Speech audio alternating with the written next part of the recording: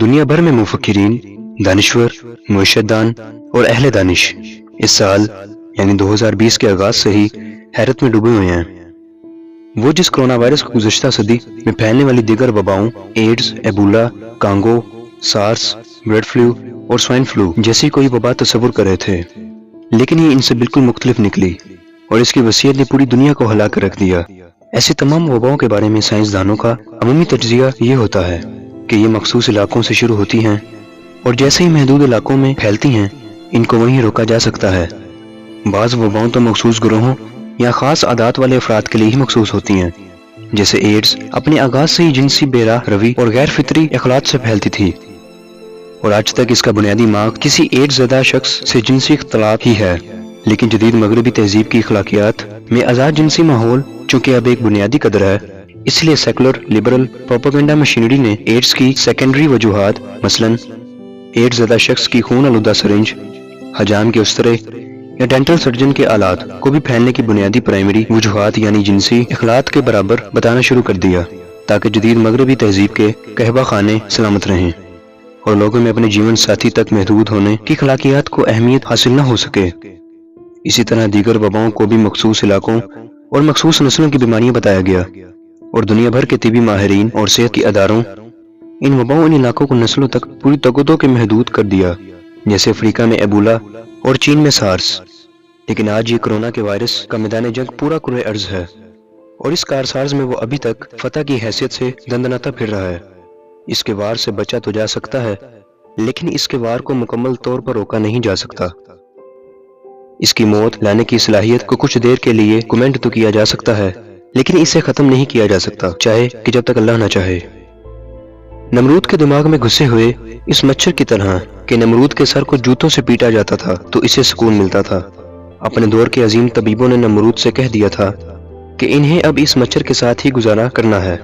آج 5000 سال بعد کورونا کے بارے میں بھی ویسے ہی ٹرمپ جیسا طاقتور صدر، عالمی ادارہ صحت کا سربراہ اور لیبارٹریوں میں دن رات ویکسین ایجاد کرنے میں مصروف سائنسدانوں کی زبان سے بھی یہ الفاظ نکل رہے ہیں جو نمرود کے طبیب اسے کہتے تھے، اور جدید مغرب زدہ آزاد خیال مرعوب افراد کی زبان میں You have to live with it۔ دوستو، چاروں جانب پھیلی بے بسی نے دنیا کے ہر سوچنے والے کو حیرت میں ڈال دیا ہے۔ دنیا بھر میں سنجیدہ ترین گفتگو اور محنت طلب تحقیق کرنے والے صحابہ علم کے سامنے لاتعداد سوال کھڑے ہوئے۔ ان سوالات کے لاتعداد جواب ہیں، لیکن جس طرح سائنسدان کورونا کا کوئی ایک علاج بتانے میں بے بس ہیں، ویسے یہ عالمی سطح کے مفکرین ان تمام سوالوں کے ممکنہ جوابات کی آگاہی سے عاری نظر آتے ہیں۔ جھنجھلاہٹ ان کی تحریروں اور تقریروں سے ظاہر ہے۔ وہ لاتعداد تبصرے کرتے ہیں، دور کی کڑیاں ملاتے ہیں، مگر ایک بہت واضح فکرہ بولنے سے محروم ہیں۔ یہ فکرہ ایسا ہے کہ عقل پر بھروسہ نہیں، ایسا کہنے کی اجازت نہیں دیتا، کیونکہ یہ فکرہ ایمان بالغیب کی اہمیت کو اجاگر کرتا ہے۔ یہ فکرہ ہم سادہ لوح انسان روز بولتے اور برتتے ہیں کہ دیکھو پردہ غیب سے کیا ظہور ہوتا ہے۔ جدید مغربی سیکولر علم اس فکرے سے ناآشنا ہے اور اس جدید علم کو آج اسی فکرے کا سامنا ہے۔ جدید دنیا کے مفکرین کو آج جن سوالات کا سامنا ہے، انہیں برطانیہ سے تعلق رکھنے والے کیمبرج یونیورسٹی سے فلسفہ، تاریخ اور سیاست میں سند یافتہ گارڈین اخبار کے کالم نگار سیمون ڈسٹال نے اپنے 28 مارچ کے کالم میں یکجا کیا ہے۔ ان سوالات کا نچوڑ یہ ہے کہ یہ لمحہ ایسا ہے کہ تاریخ بدل رہی ہے۔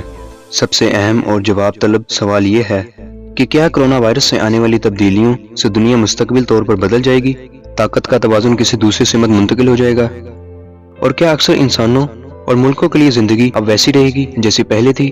کرونا سے آنے والی بڑی تبدیلیاں کے بعد کیا دنیا مکمل طور پر تباہ و برباد ہو جائے گی یا ایک نئے دور کا آغاز ہوگا؟ ایسے سوالات کے جوابات مختلف دانشور اور تجربہ نگار سیاسی اور معاشرتی حوالے سے دیے ہیں۔ انہیں کالم نگار نے اپنے کالم میں جمع کرنے کی کوشش کی ہے۔ یہ تمام جوابات خالصتاً محدود ہیں، ایک ایسا تجزیہ کہ جو نظر آنے والی، محسوس ہونے والی اور عقل کے دائرے میں سمجھے جانے والی حقیقتوں کے سامنے رکھ کر ان کے تناظر میں کیا جاتا ہے۔ اسی لیے تجزیہ صرف مادیت کے تناظر میں کیا جاتا ہے۔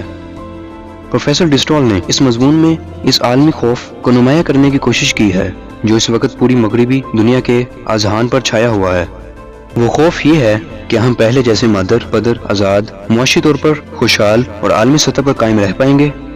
اس خوف کو واضح کرنے کے لیے اس نے ہارورڈ یونیورسٹی میں عالمی تعلقات کے پروفیسر سٹیفن والڈ کے ایک عالمی اور تحقیقی مضمون میں درج شدہ تجزیے کا حوالہ دے کر بتانے کی کوشش کی ہے کہ دنیا اب کیسی ہو جائے گی۔ پروفیسر کے مطابق کرونا کے بعد ریاست کا ادارہ بہت مضبوط ہو جائے گا اور قومیوں کا تعصب بہت بڑھ جائے گا۔ وائرس سے نمٹنے کے لیے حکومتی ادارے ان دنوں بہت سی ایسی طاقتوں کا استعمال کر رہی ہیں جو پہلے نہیں کرتے تھے، اور وباؤں کے خاتمے کے بعد وہ اس قوت اور طاقت سے کبھی دستبردار نہیں ہوں گے۔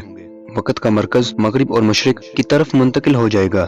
چھوٹی سے چھوٹی قوموں میں بھی اپنے وسائل پر قبضے کا رجحان بڑھ جائے گا۔ گلوبل ولیج اور گلوبلائزیشن کا خوف چکناچور ہو جائے گا، اور دنیا آمد و رفت کے لیے کھلی نہیں رہے گی، اور نہ ہی کوئی خوشحال اور اتنا آزاد ہوگا۔ 2020 کی 1 جنوری کو دنیا پر دستک دینے والا کرونا وائرس نہ کسی انسانی ذہن کی اختراع ہے، اور نہ ہی کوئی اسے اپنے اسکرپٹ کے مطابق پھیلانے یا ختم کرنے پر قدرت رکھتا ہے۔ یہ اپنی حشر سامانیوں کے ساتھ اور ملک کائنات کے حکم کے مطابق غالب رہے گا۔ یہ دنیا بدل رہی ہے، لیکن اب اسے انسان اپنی مرضی سے نہیں بدل سکتے۔ سید الانبیاء رسول اللہ صلی اللہ علیہ وآلہ وسلم کی حدیث کی روشنی میں یہ دنیا کے انجام سے تھوڑا پہلے شروع ہونے والے آخری دور کا سروق ہے۔ اس دور میں موجود تمام نظام حیاتی زندگی میں تباہ و برباد ہونا ہے۔ جدید مغربی تہذیب کے کھنڈر پر خلافت اعلیٰ منہاج النبوہ کی عمارت نے ایک دن تعمیر ہونا ہے۔ دوستوں، میں امید کرتا ہوں کہ آج کی ویڈیو آپ کو اچھی لگی ہوگی۔